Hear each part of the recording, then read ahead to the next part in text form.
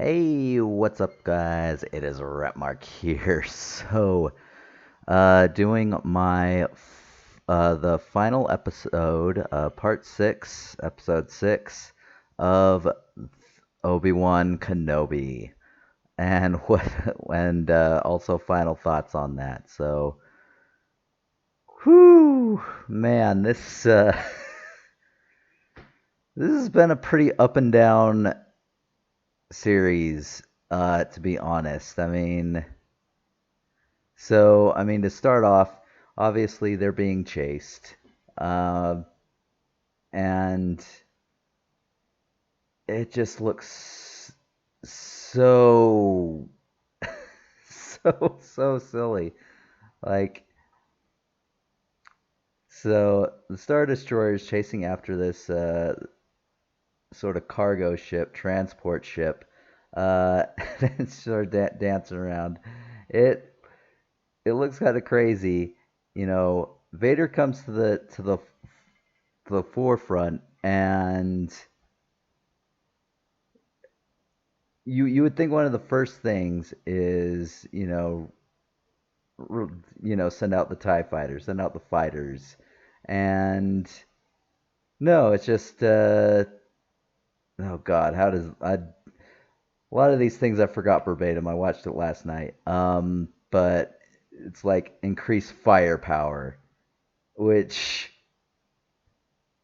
all it does is make the things go faster and seem a little bit bigger. But it's just like, what's the point of this? What is honestly the point of this? He could easily send out TIE fighters for this. I don't understand why they felt they couldn't use TIE fighters in this, even though they displayed them. It and yeah, we're just getting started. So to be fair, I'm gonna say this right before because I'm gonna hit like the negative beats on this show, but there was a lot of really awesome stuff that I loved. But it just felt so inconsistent the whole episode, and in many ways the whole series felt like that. Um, yeah, and then this whole thing is just like, can can they escape? It's just like, no, the hyperdrive's out, and they'll need more time than what we have. Um,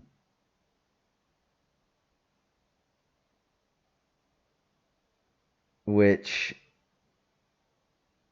which like I see what they were going for, but literally later in that scene, as he's going to escape, there's a drop ship that he's going to use to escape, and they're just like, we can still fix the engine, and it's just like, you already told me you told him you didn't have time.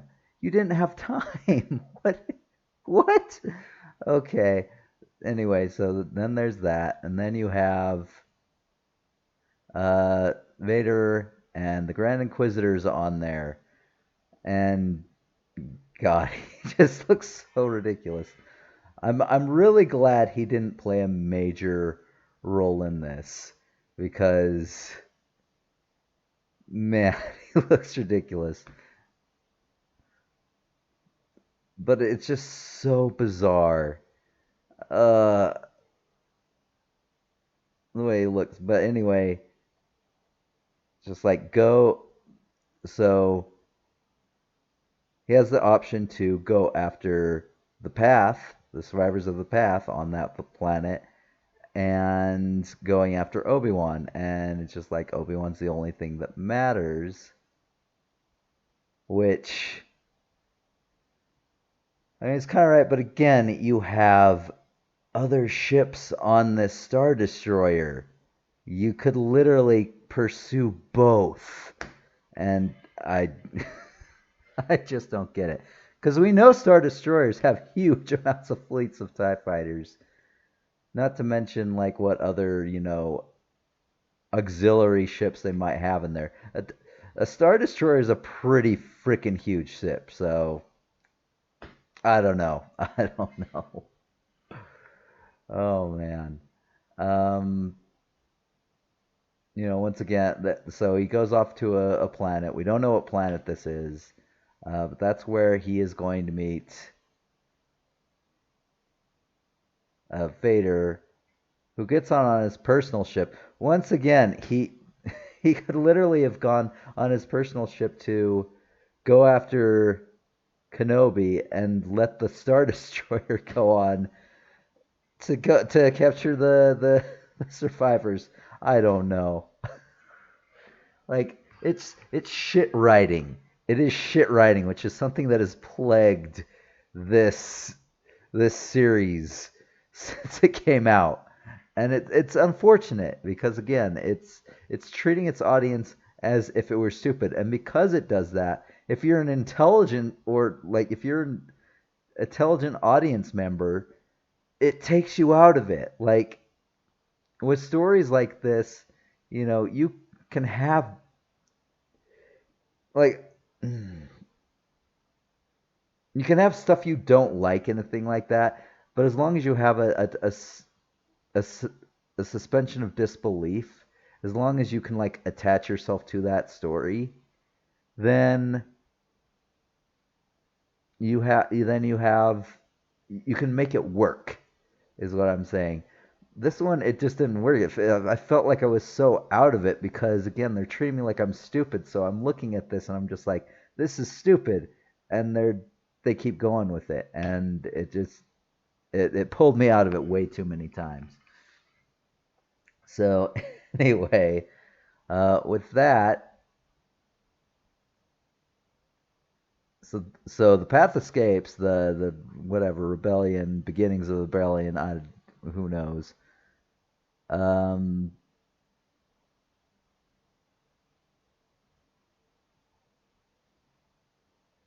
so we go back to Tatooine, and I've heard Reva. I don't know.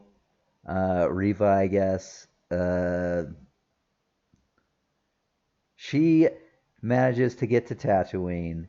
You know, who knows how long this took? This like you have no sense of time in this. Like this could have taken days, but I mean, she's apparently moving a lot better.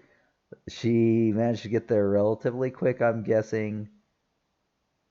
And then suddenly we're supposed to feel for her because she beat down a bully, and I don't know. Like again, the whole Reva character is just so badly executed. Like it's a character you could have liked if the writing for her was better, if the execution was better for her. But again, they want you to like her like right off the bat here because of a turnaround in her character, which, you clearly see. It's telegraphed miles away. Um, but instead, you know, there's no struggle. Like, you don't see her struggling at all with any of the bad shit she has done. She has killed Jedi. She has harmed and killed innocent people. Like, this is this is a terrible person. Like, there's no amount of redemption with the little amount of struggle with the terrible stuff she's done that that could make this character work. So it's bad. So I don't know how. Yeah. So anyway, she makes it to Tatooine. She's looking for Luke.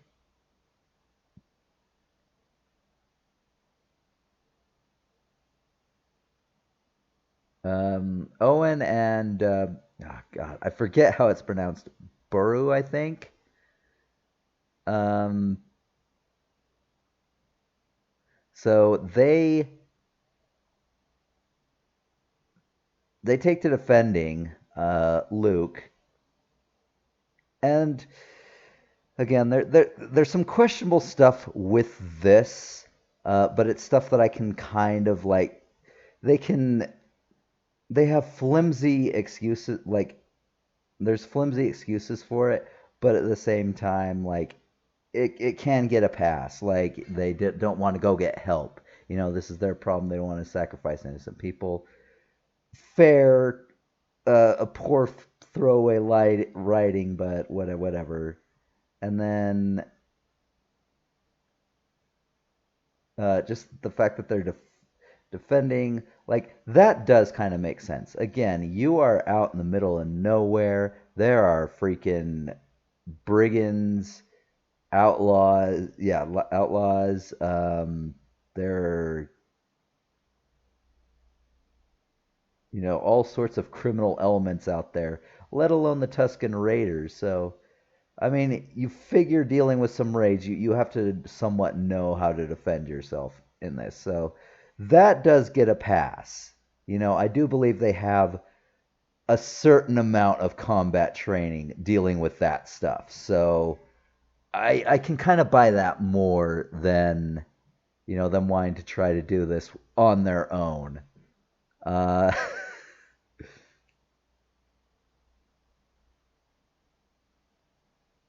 so, oh my gosh, I've almost forgotten.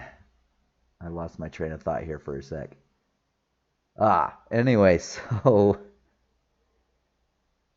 we go back to Vader and Obi-Wan. Obi-Wan's waiting for him, and at this point, he is completely connected to the Force. At this point, he is awesome and badass. And honestly, this sword fight is literally one of the greatest fights I've ever seen in just Star Wars. Period. Because I mean, you had like from the prequels, like there were some sword fights. They were relatively quick, highly choreographed, and then you had like some from the obviously from the original trilogy. Some of them looked kind of lazy, and it's like whatever. But I mean, this one it was perfect. Like you had the master moves. Uh, Obi-Wan does his stance where he points his lightsaber while at the same time I forget what it's actually called. There's an actual thing for it. I don't know what it is, but yeah, whatever. You know the stance I'm talking about. If you know Star Wars, you know the stance I'm talking about. So that was that was pretty epic.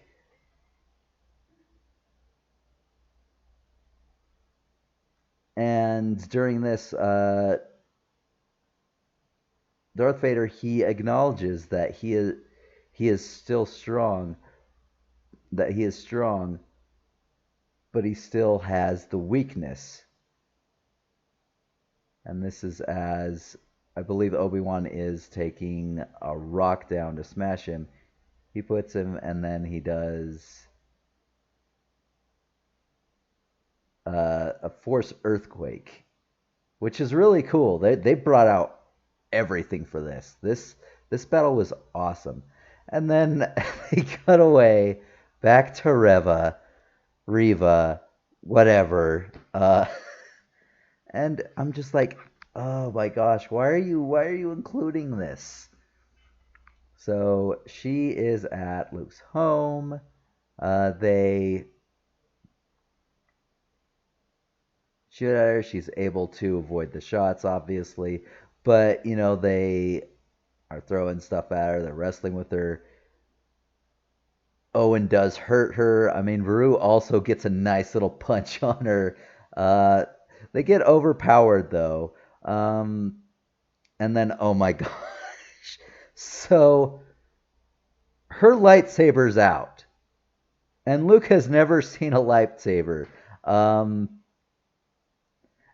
looking at the scene, he is going up the ladder. His back is turned. He doesn't see it, but you can hear that shit. You can 100% hear that shit. Like, what? So I don't know. I guess that they're still keeping it canon. He didn't actually see it, but it's so bizarre. Uh, and then he escapes. Both Veru and Owen are hurt, so he runs and she runs, and then we go back to Darth Vader and Kenobi, and I'm just like, yes, because Kenobi is just like he's got all these rocks on top of him, and then he thinks a lot of Leia, like what he's fighting for, a lot of Leia, a couple things of Luke, and he just throws the things out like he just becomes a complete and total badass. There's a point where he he floats, he levitates and levitates like thousands of rocks and throws all of them at Vader, and it's an epic part of the scene, but it looks a little bit hokey. Because I mean he's just like uh. And I mean there. I don't think that it looked very clean. It looks a little hokey, in my opinion. But I mean, props for showing it.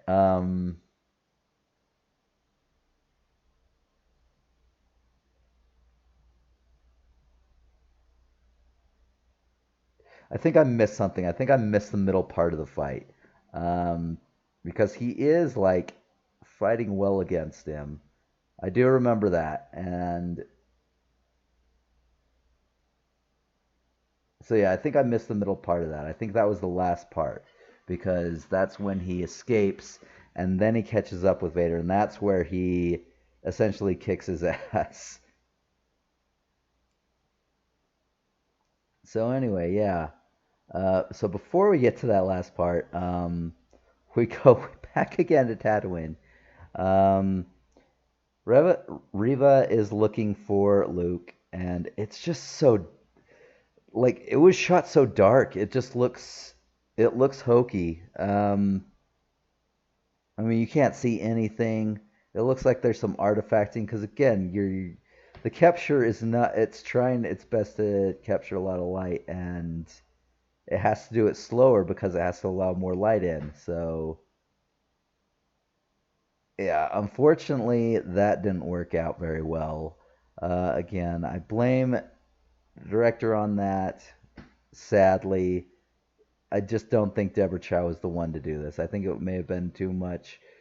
But at the same time, like I've also read a couple of interviews, so on what this is going to be, I'll bring that up later when I do the whole um, series recap, like not recap, but my thoughts on it. But yeah, so that looked pretty bad. Luke is and how they prevent from bringing force. She uses the force to pull him down, knocks him out, and that he's unconscious the whole time that she's got her lightsaber up. She is going to kill him, and then she just imagines herself as a Padawan, and that is enough. So we go back to Tatooine yet again, and this is where he breaks out from the rocks. He finds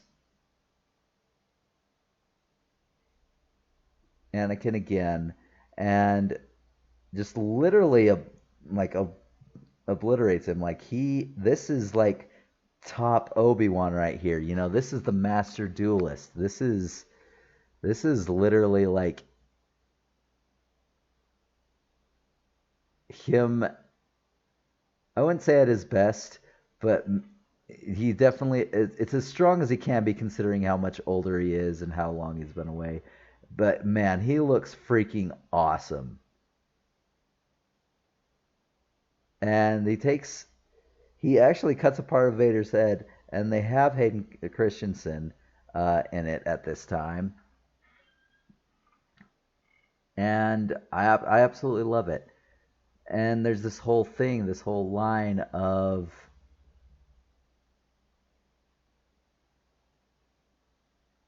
you didn't kill Anakin, I killed Anakin, and he's all that's left of Anakin. Like he is totally given in to to the dark side, and finally, Obi-Wan is able to just overcome that whole guilt, and that's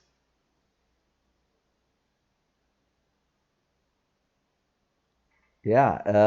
But I mean, another thing on that is how Darth Vader earlier he had thrown a whole bunch of rocks on him, and then he freaking just leaves. And that's another thing in this series. There's so many times where it's just like, you should probably make sure this character's dead, and they never do. They just oh uh, they're as good as dead. We'll just leave. They'll die off screen somewhere, and it's just like, what do you do? You can't sense him. You can literally sense him like a half a planet away, and yet you're not going to sense that he's alive or what? I don't know. uh, but yeah, it cuts a thing, opening his helmet. Like, it looks absolutely amazing. And then at the end, Vader's completely beaten. And heads back to the ship, and Kenobi's like, "Goodbye, Doth," which, that's deep in impact. Like, he's accepted that it's no longer his friend. So that was kind of awesome. The only problem I had with the whole fighting scene is that for some weird reason they used shaky cam way too freaking much. It was just like, I get it. You're trying to portray a sense of urgency. You don't need to be doing that so much. Please stop. Ugh, just so ridiculous. But aside from that, I thought it was great. The dialogue was good. Most stuff I liked about that. So then he goes, and guess what? His dropship, it has it can go into hyperspeed. And I'm just like, are you kidding me? Are you kidding me? They're making all this big thing about not having a hyper being able to go into hyperspace. And here's this ship, this drop ship that has hyperdrive in it. Oh my gosh. So he gets in, he lands, sees Owen and Burrow looking for him in the middle of the desert. And then Riva comes up holding Luke in her arms, drops him off. Owen and Burrow take him, and then she gives this whole thing of she couldn't do it. He killed everyone and I just couldn't do it. And oh my god, a thing that he said that just blew my mind. It's just like, you honored them. As she's talking about, she wanted revenge for all the younglings, all of her friends, and because she didn't kill one innocent child, she's honoring them. I just I didn't have the words. I didn't have the words. It was utterly ridiculous. And again, Reva could have worked as a character, but they just executed her so horribly here. Like, there was no struggle with her until literally the very end. So it doesn't come off as this, she's so complicated. No, it just comes off, she's done all the shitty things. It doesn't look like she felt sorry for any of it. And now she just makes a flip turn. And you could see this coming a mile away. This thing was very obvious, this turn they were going to take. And it was just awful. Like, I don't like her character. It was awful, and it felt like an addition. And I really hope that they don't do what I think they're going to do and make some sort of series with Reva. It I'm just like that would upset me.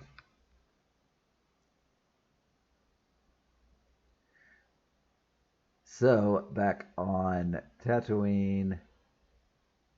Oh wait, no, no. So on Mustafar, you have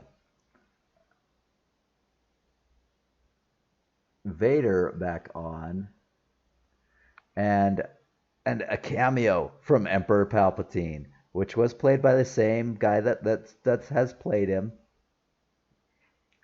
What is his name? I forget. Oh my gosh.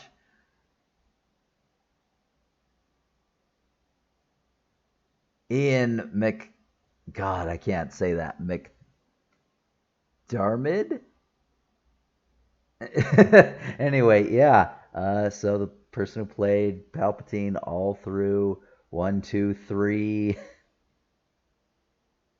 and then of course the god awful sequel trilogies. At least the last one. But yeah, screw that. But yeah, Emperor Palpatine is just like, you seem troubled, my friend. And he essentially abandons the search for Kenobi. Kenobi is nothing to me at this point. You know, that's all in the past. And he just reaffirms his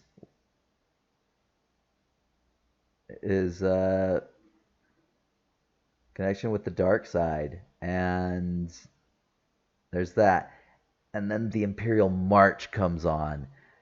And at that point, I realized, like, I don't remember much of the music to this series.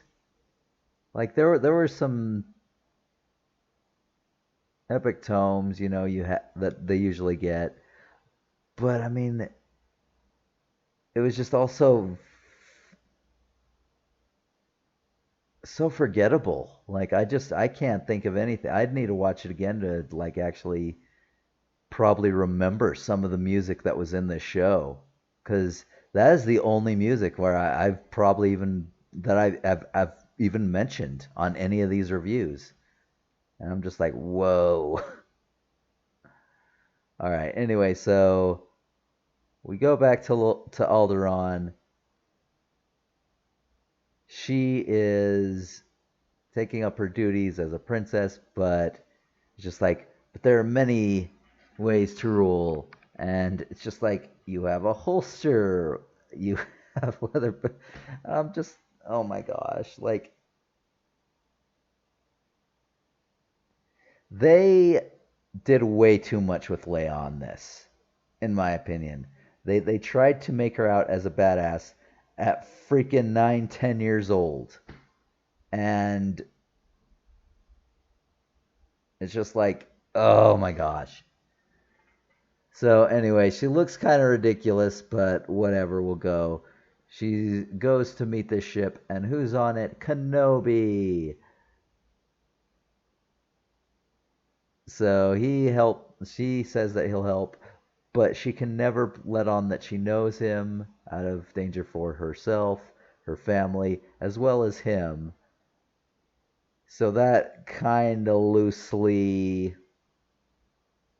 in terrible writing, explains like why it's still canon in New Hope, but not not really. Whatever. And then you have going back to Tatooine. He essentially like allows Luke to have a normal life. You know, it should be what he wants. And then Owen agrees to have him greet the boy, and he does his classic line, "Hello there." Classic Kenobi line.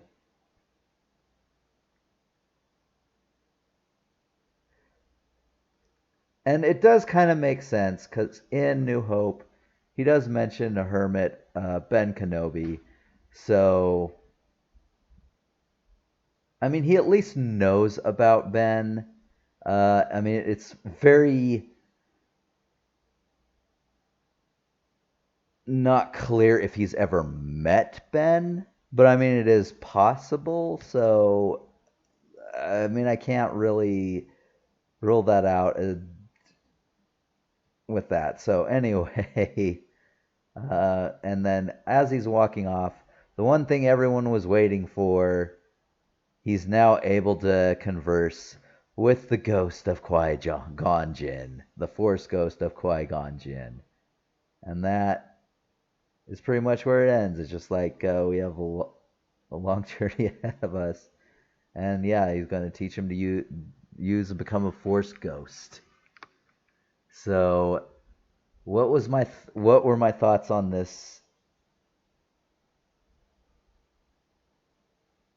episode? The thing is the duel scene was really high. The conversation, the dialogue between Obi-Wan and Vader, those were super high. And then you had a bunch of shit with Reva and possibly breaking canon with Luke and whatever. Oh my gosh, it was just so hokey.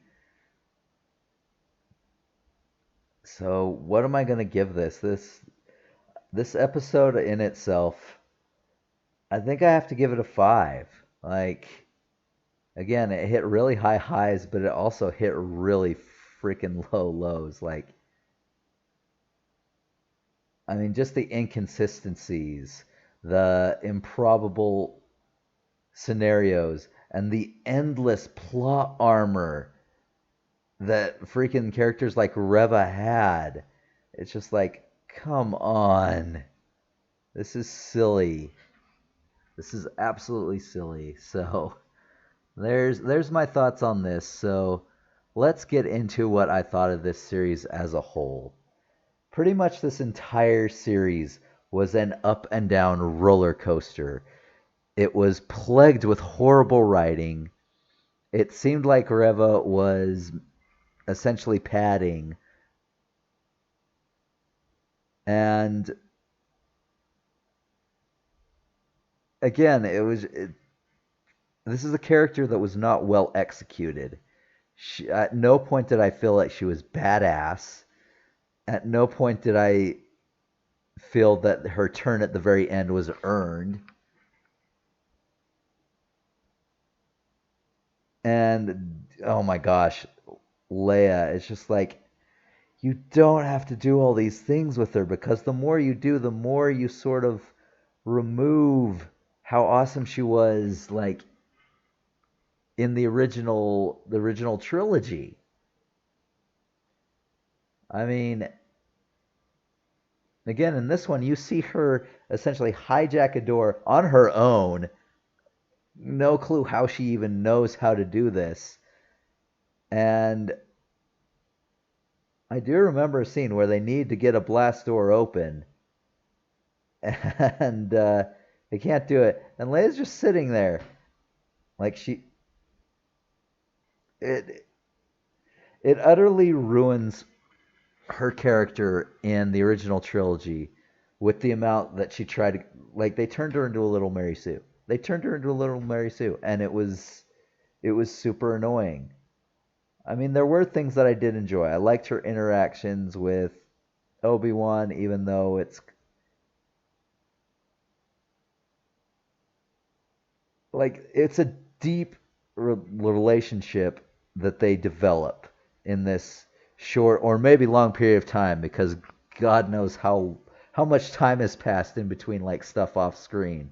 It Something's blown my mind. Like again, Reva somehow turning up on Tatooine, being able to move fine and move fast. I mean, she's a little hurt, but again, she got pierced in the belly.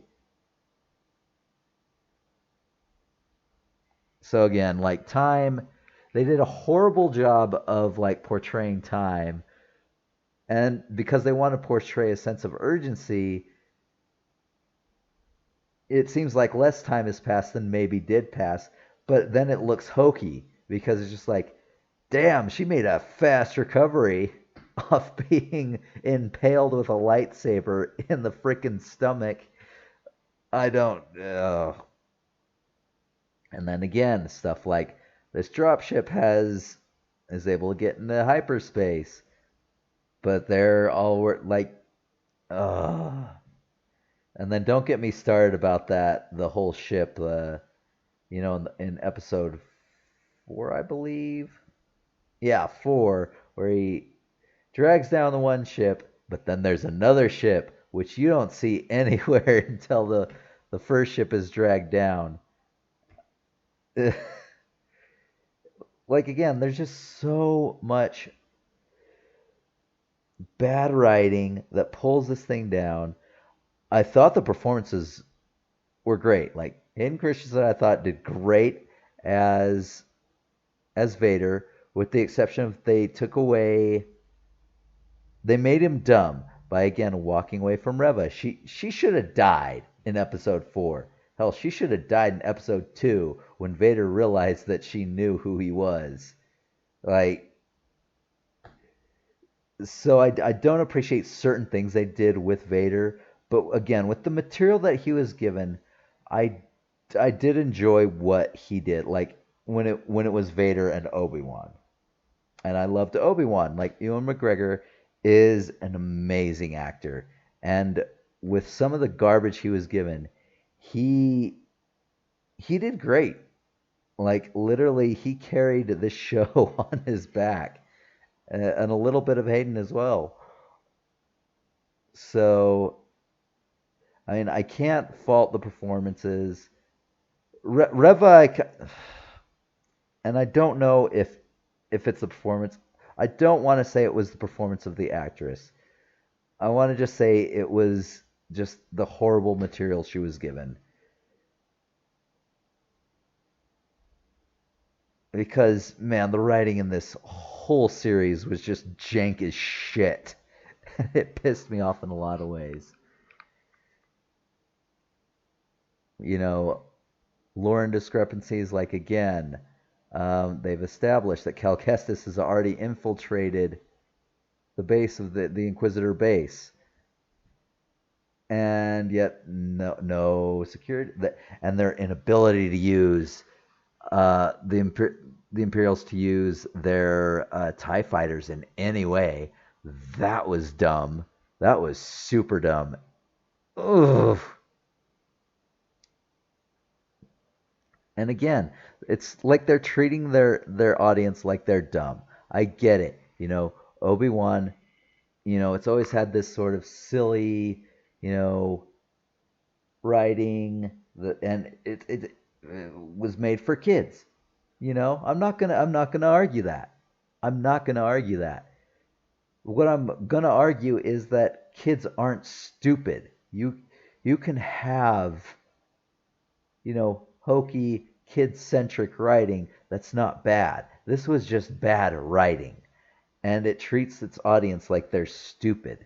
And because of that, it pulled me out of the show like so many times. And I'm just so disappointed with it.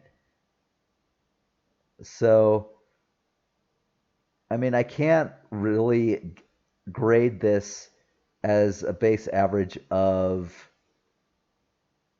my scores because I feel that some of my scores were a bit high. In other words, like the first two I gave sixes, the third I gave a 7, and then the fourth I gave a 4 because it was awful. This one I gave a 5.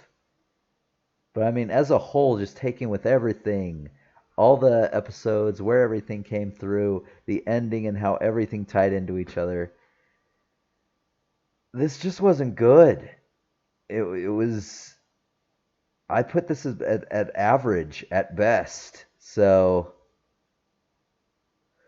honestly, I'm going to give this whole thing a 5 because I just wasn't impressed with this. It made me disappointed. It took away agency from Obi-Wan, It turned a young Leia into a Mary Sue.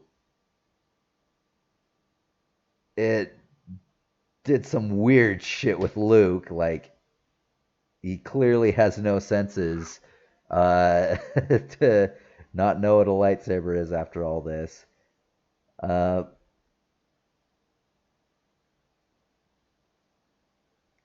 Reva was just an unwanted character. I have no idea why they tried so hard to make us like. And again, it could have worked if the writing was better. If the writing was better, then I think it totally. She could have worked. But now this is what we got, and it, she doesn't feel like a good person. Like this feels it felt forced. She did some shitty things. It didn't seem like she struggled with it at all. They made the Grand Inquisitor look ridiculous. They kind of dumbed down Vader more so than more so than they needed to. I mean, it's just sad. It's sad. And so I sort of touched on this earlier. I didn't want to mention it until afterwards, the actual talk about the series. So this series was contrived, like from an interview with Deborah Chow, as like a character study. Again, of Obi-Wan, and Kathleen Kennedy apparently, like, and this was in a separate one that Kathleen Kennedy actually did, but that the scripts were too dark. They were too dreary, or I forget what the actual word was used, but she demanded rewrites. And yeah, so I blame Kathleen Kennedy for fucking this series up, because it makes me want to take a look at those original scripts. Like, I want to see what this show is supposed to be. If it was something more in line of what we were talking about. I mean, something dark, like talking to, Obi-Wan's demons and all that. Like, and don't tell me that. I mean, Star Wars, sure, whatever, kid, but I mean, so is Marvel. You don't think Disney can do dark? Look at fucking Moon Knight. That's one of the darkest things I've ever seen, like, on television, period, let alone Disney. But the original scripts are too dark and dreary. Whatever. Fuck you, Kathleen. Because, yeah, I give her full credit on, the destruction of what sounded like from the interview with Deborah Chow was going to be much more, gritty. And that's something I would have loved. I would have eaten that up. I would have wanted to see more. This one, I'm just like, here's another series which, the main character is like, I mean, at least they didn't sideline him, but he just seems like he's a co-main character because again, this is almost like bringing Riva into the lore, and it's just like, please don't, please stop. Yeah. So, yeah, not really. I'm disappointed with this show and everything with how it ended and all that. So yeah, I have to give. I'm giving this a 5. I wanted to give it a 4, but there were a lot of things that did bring it up. But again, like, this whole show has just been a roller coaster of, like, there really hasn't been a middling ground. It's either been I've really loved some of the things in this show, but then I really hated a lot of the things from this show. And so that's where we're at. We're at a 5. This is average, not garbage, but it doesn't make me excited for more. And in fact, it makes me dread what they have for the future. If this is what they're doing with their series and their main characters. So anyway, that's my thoughts on this. I hope you all enjoyed. Um, and I'll catch you guys next time. See ya.